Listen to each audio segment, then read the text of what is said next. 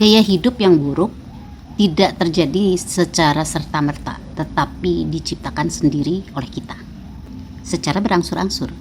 Maka untuk kembali ke gaya hidup yang sehat harus dilakukan secara berangsur-angsur juga. Penyebab awal dari gaya hidup tidak sehat itu adalah adanya respon sensitif ketika menghadapi masalah. Misalnya kita jadi drop, ngelamun, tidak bercerita, lari ke rokok, kopi, obat-obatan, bahkan drugs, alkohol.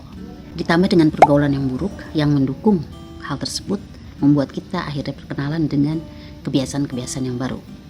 Lalu kekepoan kita terhadap makanan atau minuman yang baru atau style yang lagi ngetren, gaya hidup seseorang yang lagi ngetren yang belum tentu sehat. Kemalasan kita membuat kita menunda. Mau makan tapi malas, akhirnya menunda makan. Tidak mau beres-beres, tidak mau bergerak, mager, dan seterusnya. Tuntutan kerja malam membuat kita jadi terpaksa tidurnya pagi-pagi. Hal-hal ini akan membuat kita akhirnya berkenalan atau familiar dengan kebiasaan-kebiasaan yang tidak sehat, seperti begadang, ngedrugs, alkohol, kopi, rokok, menunda makan, melamun, mager, dan lain-lain. Dimana kemudian hal-hal ini menjadi sesuatu yang membuat kita nyaman, lalu menjadi sebuah kebutuhan, dicandui dan akhirnya menjadi gaya hidup. Sekian tahun kemudian mulai terasa sakit ini, sakit itu. Obatnya cuma satu, yaitu gaya hidup sehat atau pola hidup yang sehat.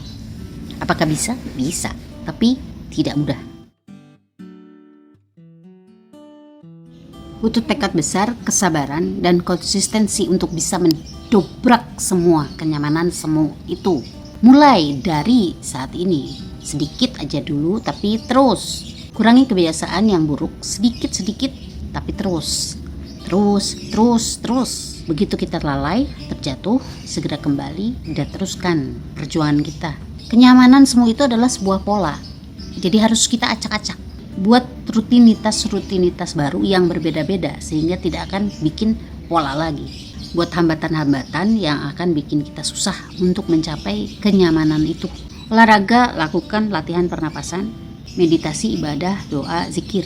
Buat kegiatan baru yang tidak berkaitan dengan pola kita sebelumnya. Kalau lingkungan atau pergaulan kita sudah sedemikian mendukungnya terhadap kebiasaan buruk kita atau gaya hidup tidak sehat kita, maka pindah. Pindah itu ada dua, pindah secara fisik atau pindah secara pikiran. Pindah secara pikiran artinya kita sudah membuat sebuah jalur baru di mana kegiatan kita, pola kita, kebiasaan kita itu baru semua dan tidak berkaitan dengan lingkungan yang ada sebelumnya. Oke, semoga sukses. Kepo Channel.